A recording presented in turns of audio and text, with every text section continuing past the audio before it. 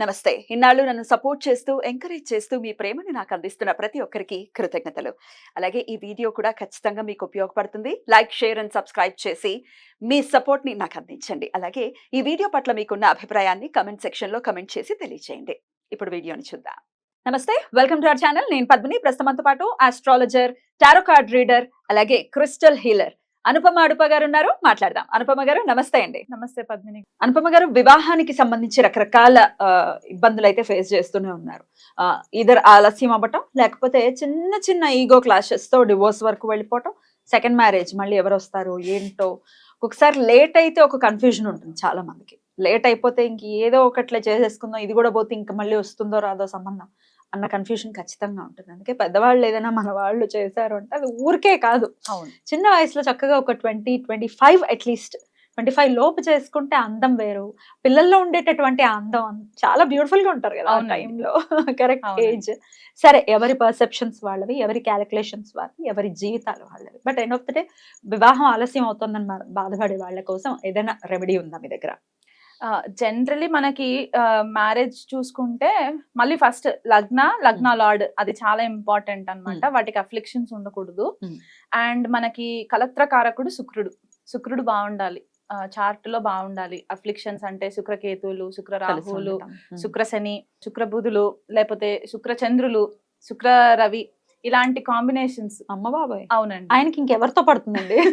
Generally శుక్ర కుజులు కూడా వాళ్ళకి తొందరగా మ్యారేజ్ అవుతుంది. వాళ్ళకి ఏంటంటే మ్యూచువల్ అట్రాక్షన్ అన్నమాట. శుక్ర కుజులు ఉంటుంది కదా, ఉంటుంది, మ్యూచువల్ అట్రాక్షన్ ఉంటుంది. జనరలీ మనం ఏం చెప్పుకుంటామంటే అర్ధనారీశ్వర యోగం అని చెప్తూ ఉంటారు. శుక్ర కుజులు కలిసి ఉంటే వీళ్ళకి ఏంటంటే ఆ మ్యూచువల్ అట్రాక్షన్. ఈ శుక్ర కుజుల కాంబినేషన్ ఉన్నప్పుడు మళ్ళీ బుధుడు కానీ, చంద్రుడు కానీ, గురువు కానీ, ఇలాంటి ప్లానెట్స్ రాహుకేతులు దృష్టి కానీ పడద్దు అనమాట. ఆ కాంబినేషన్స్ లో ఉండద్దు. సింపుల్ గా శుక్ర కుజులే ఉన్నా కూడా చాలా బెటర్. ఎందుకంటే భార్య భర్త ఎలా చూసినప్పుడు ఏంటంటే అరే కపుల్ చాలా బాగున్నారు కదా అనుకునే ఒక కాంబినేషన్ అనమాట. మ్యూచువల్ అట్రాక్షన్ ఉండాలి ఇద్దరికి, వాళ్ళిద్దరికే ఉండాలి కదా. ఉండాలి. మధ్యలో ఇంకెవరు థర్డ్ పార్టీ ఇన్ఫ్లుయెన్స్ ఉండకుండా ఉండడానికి ఈ గ్రహాల ఆస్పెక్ట్స్ ఉండకూడదు, కంజంక్షన్స్ ఉండకూడదు. అవి ఉంటే ప్రాబ్లమ్స్ వస్తాయి. సో చాలా మంది నానుడు ఏంటి అంటే శుక్రకుజులు అనేసరికి కొద్దిగా భయపడుతూ ఉంటారు అన్నమాట. క్యారెక్టర్ అసాసినేషన్స్ కూడా ఉంటాయి కదా. ఉంటాయండి, ఖచ్చితంగా ఉంటాయి. అంటే పాపం వాళ్ళు ఏం చేయకపోయినా కొన్నిసార్లు వాళ్ళకి అలా ఒక టైటిల్ వచ్చేసింది అనమాట. తప్పు కదా.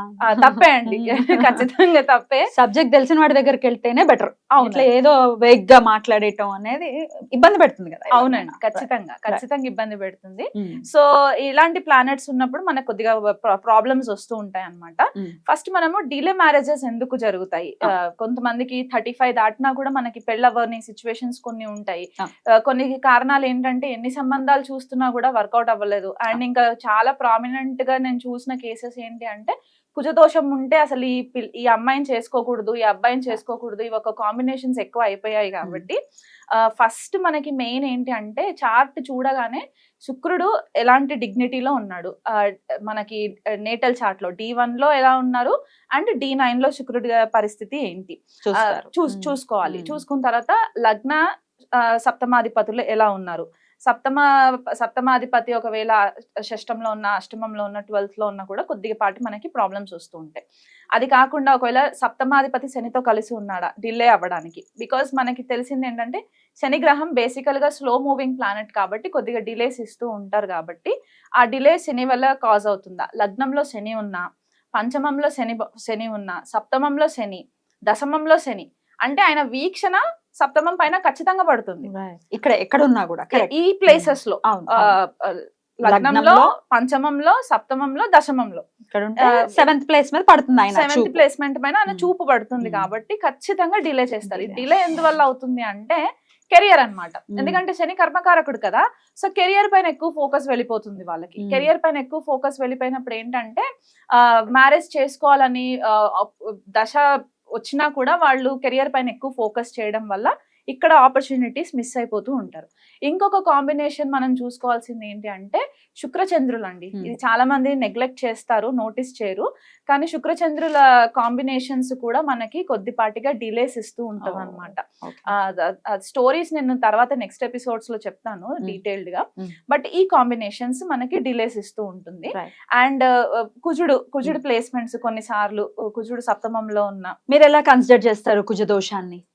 నేను జనరల్ గా కొన్ని క్యాన్సిలేషన్స్ ఉంటాయండి మనకి లగ్నాలని బట్టి మనకి కొన్ని క్యాన్సిలేషన్స్ ఉంటాయి కాబట్టి జనరల్ గా నేను ఒకవేళ కుజదోషం కనిపిస్తుంది చార్ట్ లో ఉంది అని అనుకుంటే కనుక నేను వాళ్ళకి సజెస్ట్ చేసేది ఏంటి అంటే 28th ఇయర్ తర్వాత మ్యారేజ్ చేసుకోవడానికి నేను అడ్వైస్ ఇస్తాను. నలిఫై అంటే మాక్సిమం కొద్దిపాటిగా సాఫ్ట్ అవుతుంది, ఎందుకంటే కుజుడు మెచ్యూర్ అవుతారు అనమాట. అట్లా 28th ఇయర్ తర్వాత ఆయన యొక్క మెలిఫిక్ ఎఫెక్ట్స్ ఏవైతే ఉంటాయో అవి మెల్లిగా తగ్గిపోతూ ఉంటాయి, నార్మలైజ్ అవుతాయి. కాబట్టి ఆ యంగ్ బ్లడ్ ఏదైతే ఉంటుందో అది కొద్దిపాటిగా తగ్గుముఖం పడుతుంది అనమాట. సో ఆ ప్యాషన్ ఏదైతే ఉంటుందో అది ఈ మ్యారిటల్ రిలేషన్షిప్ లో ప్యాషన్ ఎక్కువ ఫోకస్ అవ్వడానికి హెల్ప్ అవుతుంది. కాబట్టి ఆ ఒక ఆప్షన్ చెప్తాను. ఒకవేళ దాని వల్ల మనకి ఏమైనా ఇబ్బందులు అవుతున్నాయి అంటే గనక రావి చెట్టుకి పూజ చేసుకోవడము, త్వరగా పెళ్ళవడానికి. ఒకవేళ కుజుడు పాడైపోయి కుజుడు వల్ల ప్రాబ్లం కనబడుతుంది మనకి చార్ట్ లో పెళ్ళవడానికి అని అనుకుంటే విష్ణు ప్రతిమతో పెళ్లి చేసుకోవడము ముందు. ఫస్ట్ విష్ణు ప్రతిమతో పెళ్లి, లేకపోతే కుంభ వివాహం విష్ణు ప్రతిమతో కూడా చేస్తారు. అంటే నార్మల్ గా విష్ణుమూర్తిని తన ఫస్ట్ భార్య గాని భర్త గాని అనుకుని విష్ణు ప్రతిమతో పూజ చేస్తారు, లేకపోతే రావి చెట్టుకి ఇచ్చి పెళ్లి చేస్తారు. సేమ్ నార్మల్ మనకి మ్యారేజ్ తంత ఎలా ఉంటుందో అట్లాగే ఉంటుంది. కాకపోతే ఏంటంటే మనం ఇక్కడ ఫస్ట్ మ్యారేజ్ ఒకవేళ కుజుడు చాలా పవర్ఫుల్ గా ఉండి ప్రాబ్లం క్రియేట్ చేస్తున్నాడు అని అనుకుంటే కనుక అది ఆ ఫస్ట్ మ్యారేజ్ బ్రేక్ అవి సెకండ్ మ్యారేజ్ లాంగ్ లాస్టింగ్ గా ఉండడానికి మనం ఇది ఒక చిన్న కార్యక్రమం చేసుకోవాలి. కుంభ వివాహం, అర్క వివాహం ఇలాంటివి. ఇది డిలే మ్యారేజెస్ కి అయితే శనికి గనక డిలే అవుతుంది అని అనుకున్నా, శుక్రుడు వల్ల శుక్రచంద్రుల వల్ల డిలేస్ అవుతున్నాయి అనుకున్నా కూడా మనం వాళ్ళకి చెప్పవలసిన రెమెడీ ఏంటి అంటే రుక్మిణి కళ్యాణం అండి. రుక్మిణి కళ్యాణం పారాయణం చేయడము, రుక్మిణి దేవికి పూజ చేసుకోవడము, ఫ్రీక్వెంట్ గా వీలు కుదిరినప్పుడల్లా రుక్మిణి దేవికి పూజ చేసుకోవడము, ఇలా చేసుకోవడము. అండ్ ఇంకొకటి ఏంటి అంటే గోదాదేవి రంగనాథ స్వామి పేర్ల పైన కళ్యాణం చేయించడము. ఇలాంటి రెమెడీస్ మనము కొద్దిగా ఫైనాన్షియల్ గా ఎవరైనా వీక్ ఉన్న వాళ్ళు ఉంటే గనక చిన్నగా, పెద్దగా కాకపోయినా ఒక చిన్నగా చేయించుకోవడము.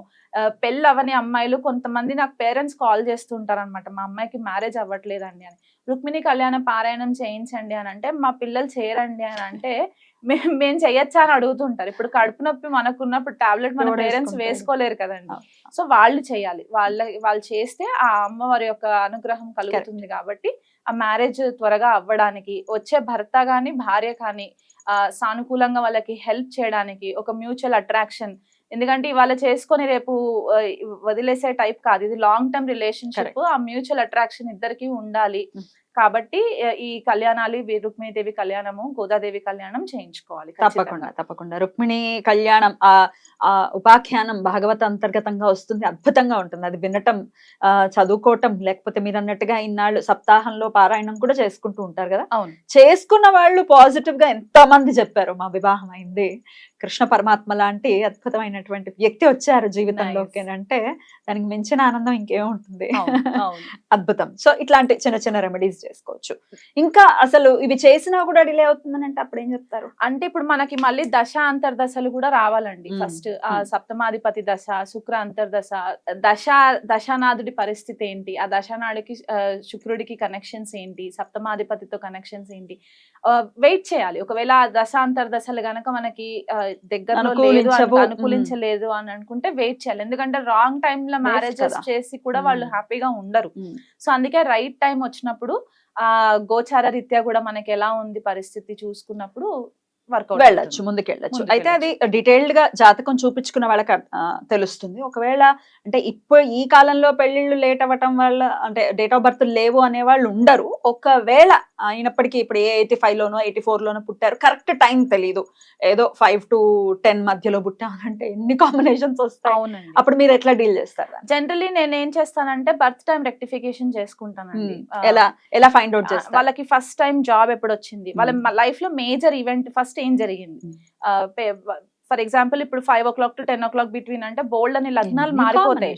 2.5 hours కి లగ్నం మారిపోతుంది. సో వాళ్ళకి ఫస్ట్ జాబ్ ఎప్పుడు వచ్చింది, ఆ జాబ్ ఆ డేట్ ని పట్టుకొని మనము దశ అంతర్దశలు వెరిఫై చేసుకోవాలి. 10th లార్డ్ ప్లేస్మెంట్స్ చూసుకోవాలి. దాన్ని బట్టి మనకి క్యాలిక్యులేషన్, ఇట్స్ కొద్దిగా time consuming process birth time rectification, కానీ దొరుకుతుంది వీలైనంత మట్టుకు దొరుకుతుంది మనకి క్లారిటీగా. అండ్ ప్రశ్న లగ్నం కూడా చూస్తారా? ఆ ప్రశ్న వేసుకోవచ్చు, మనము ప్రశ్న వేసుకోవచ్చు. అండ్ ఒకవేళ నిజంగా టైం కరెక్ట్ గా తెలీదు అని అనుకున్నా చంద్రరాశి నుంచి చూసినా కూడా మనకి తెలిసిపోతుంది చార్ట్.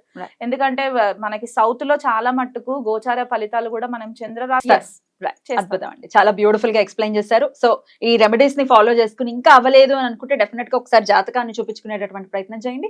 అనుపమ గారిని కాంటాక్ట్ చేసేటటువంటి ప్రయత్నం ఖచ్చితంగా చేయండి. రైట్, థ్యాంక్ యూ అనుపమ గారు, నమస్తే. నమస్తే అండి.